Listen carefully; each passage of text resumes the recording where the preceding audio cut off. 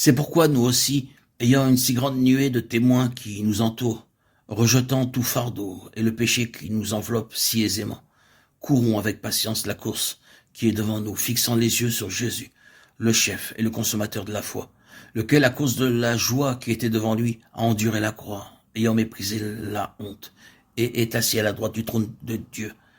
Car considérez celui qui a enduré une telle contradiction de la part des pécheurs contre lui-même, afin que vous ne soyez pas las, étant découragés dans vos âmes. Hébreux 12, 1, 3. Dieu place deux choses devant les hommes.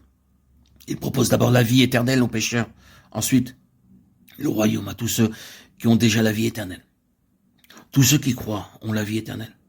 Cependant, comme Jésus le disait à ses disciples qui avaient cru, car je vous le dis, si votre justice ne surpasse pas celle des scribes et des pharisiens, vous n'entrerez point dans le royaume des cieux. Matthieu 5, 20.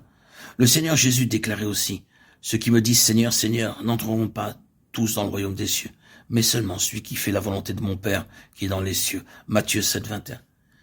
Il nous a aussi montré que pour avoir la vie éternelle, nous devons seulement croire, mais pour entrer dans le royaume, il nous est demandé de remplir une autre condition. Dès qu'une personne est sauvée, Dieu la place dans une course qui est devant elle. La vie tout entière d'un chrétien peut être comparée à une course. Il ne s'agit pas de courir pour obtenir la vie éternelle. Cela ne signifie pas que celui qui gagne cette course recevra pour récompense la vie éternelle. Au contraire, c'est uniquement la personne qui a la vie éternelle qui est qualifiée pour courir. Non, le résultat de cette course est que certains participants seront couronnés alors que d'autres ne le seront pas.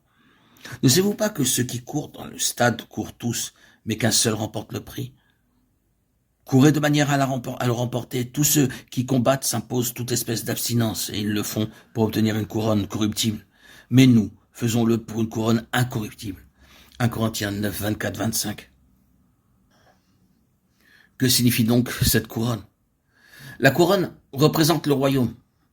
Elle signifie régner, avoir la domination et la gloire. Ainsi donc, obtenir la couronne signifie gagner le royaume, c'est-à-dire régner avec le Seigneur Jésus et avoir la domination et la gloire. Perdre la couronne signifie ne pas avoir le royaume, ne pas régner avec le Seigneur, ni recevoir la domination et la gloire. La couronne symbolise le royaume. Pour le chrétien, avoir la vie éternelle est une chose réglée, mais avoir le royaume dépend de la manière dont ce chrétien court. Dès qu'une personne est sauvée, Dieu la place dans une course qui mène tout droit au royaume. Ses paroles, sa conduite, ses pensées, sa vie, en réalité tout ce qu'il est, détermine le fait de gagner ou non le royaume. Le croyant qui refuse de courir cette course s'estime lui-même comme n'étant pas digne du royaume, et le croyant qui court pauvrement met en péril ses chances de gagner le royaume. Or, Dieu a déjà placé chaque chrétien dans cette course. Cependant, le fait de gagner ou non le royaume est une question qui ne peut être tranchée que par lui seul. La consécration, la fidélité et la victoire l'aideront à recevoir la couronne. Mais ceux qui aiment le monde et vont après la chair n'obtiendront pas le royaume des cieux, bien qu'ils soient en possession de la vie éternelle, ayant cru au Seigneur Jésus.